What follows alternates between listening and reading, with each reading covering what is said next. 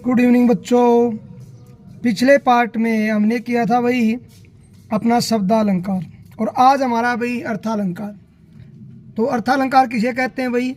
जहाँ अर्थ के कारण काव्य की क्या बढ़े भाई? सुंदरता बढ़े, उसे क्या कहते हैं? अर्थालंकार।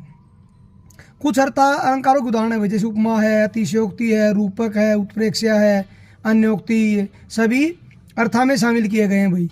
आज हम बारी बारी जो 9th और 10th का सिलेबस है हरियाणा बोर्ड का, उसमें जो अलंकार शामिल किए गए उनका अध्ययन करेंगे भाई। हमारा अगर पिछला वीडियो अच्छा लगा तो उसको भाई वीडियो को लाइक करें, कमेंट करें, हमारे चैनल को सब्सक्राइब करें। आगे देखिए भाई। अब तो देखिए भाई, आज हम सबसे पहले तो आपको उपमा, रूपक और उत्प्रेक्षा अलंकारों को शॉर्ट ट्रिक्स में समझाने की कोशिश करेंगे भाई। उपमा अलंकार में क्या होता है भाई? दो चीज़ों की तुलना यानी कि समानता की जाती है भाई, गुण, धर्म, दोष आदि के आधार पर। तो शॉर्ट रूप में बोल देते हैं भाई, दो चीज़ों की जहाँ तुलना या समानता की जाए वहाँ उपमा अलंकार होता है भाई। रूपक, दो चीज़ों को एक रूप कह दिया जाता है भाई। ये बच्चे ने गलत लिख रहा, क्या भाई? दो चीज़ों को एक रूप कह दिया जाता है यहाँ पे, यानी उपमा और उपमान को एक मान लिया जाता है। उत्प्रेक्षा में क्या होता है भाई? दो चीज़ों के समान होने की कल्पना की जाती है भाई। क्या की जाती है? दो चीज़ों के समान होने की कल्पना की जाती है, यानी उपमेय में उपमान की संभावना व्यक्त की जाती है भाई। अब इनको एक उदाहरण से समझा रहे हैं भाई, ध्यान से देखना।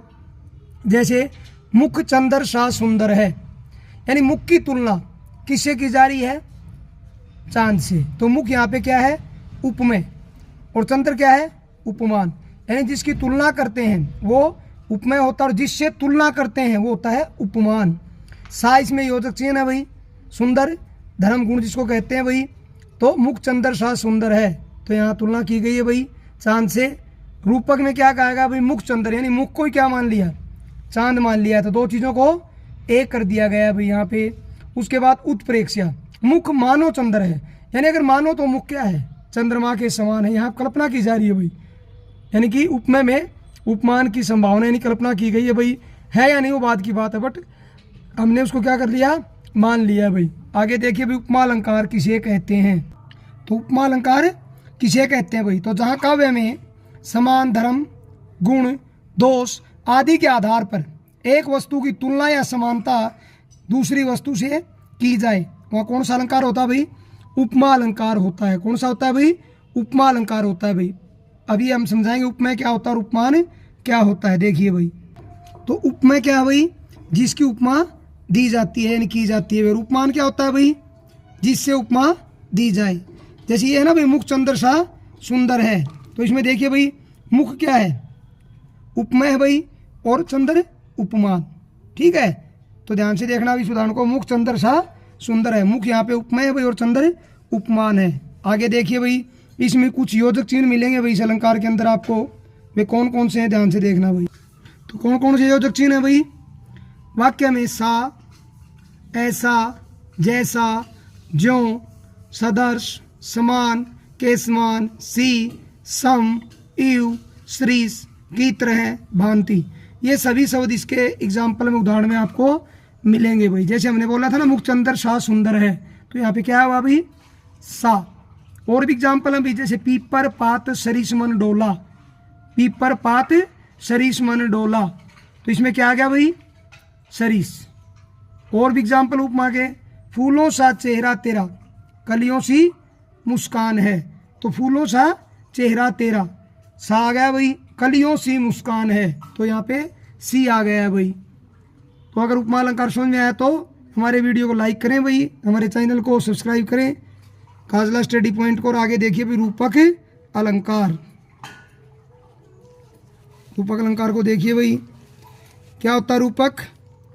जहाँ काव्य में उपमेय और उपमान को, क्या भाई? उपमेय और उपमान को एक रूप कह दिया जाए। क्या कह दिया जाए भाई? एक रूप कह दिया जाता है, वहाँ पे क्या होता है भाई? रूपक अलंकार होता है। यानी कि उपमेय और उपमान में कोई भेद नहीं होता भाई, भेद जो है वो खत्म हो जाता है भाई। जैसे मुख चंद्र है, मुख चंद्र है, ठीक है। प्रीति नदी में पाँव ने डुबोयो, तो यहाँ प्रीति नदी है भाई। जीवन है तरु के मूल, ठीक है। इस प्रकार के जो उदाहरण है भाई वो किस में आते हैं? आपके रूपक अलंकार में आते हैं भाई। यहाँ दो चीज़ों को एक कर दिया गया भाई, मुख चंद्र यानी मुखड़े को ही क्या मान लिया है, चांद मान लिया गया, यानी उपमेय और उपमान में कोई भेद नहीं रहा भाई। ठीक है, और जीवन है तरु के समान, यानी कि हमारा जो जीवन होता है वो पेड़ के समान होता है भाई। ठीक है, अब आगे देखिए भाई, उत्प्रेक्षा अलंकार। उत्प्रेक्षा अलंकार किसे कहते हैं? तो मैंने बताया था भाई, जहाँ काव्य में उपमेय में उपमान की संभावना या कल्पना की जाए, ये गुड़िया ने उपमान लिख रखा है ना भाई, उपमा की बजाय उपमेय, उपमेय में उपमान की संभावना या कल्पना की जाए, वहाँ पे क्या होता है भाई, उत्प्रेक्षा अलंकार होता है। अब इसमें भी कुछ योजक चिन्ह मिलेंगे भी आपको, जो ये बताएंगे कि ये उपमा के योजक चिन्ह हैं, जैसे मानो, मनो, मनु, मनुहु, जानो, जनु।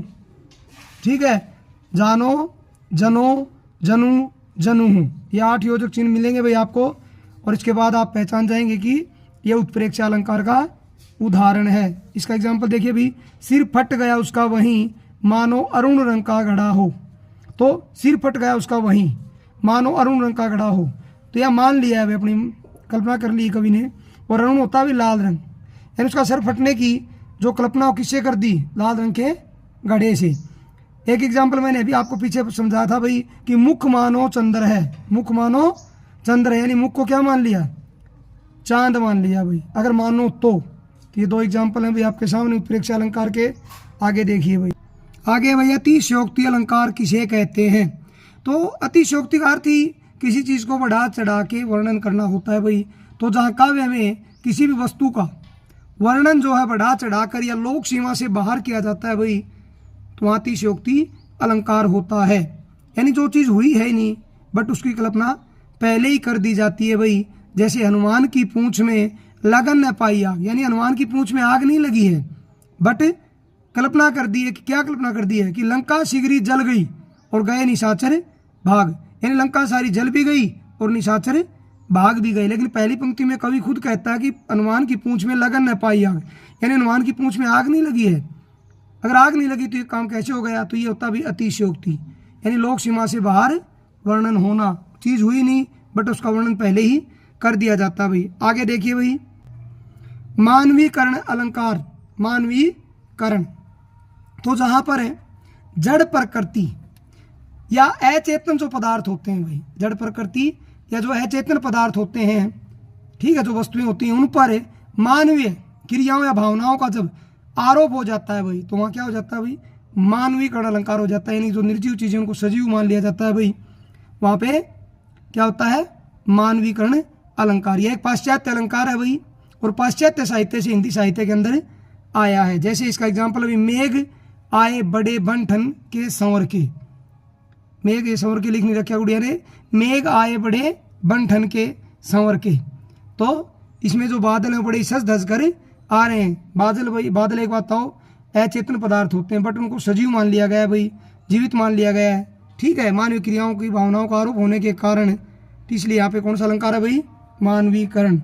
आज अंतिम भाई, अगर हमारा वीडियो अच्छा लग रहा है भाई, आपको समझ में आए तो लाइक करना भाई, कमेंट करना, और हमारे चैनल काजा स्टडी पॉइंट को प्लीज़ सब्सक्राइब करें भाई।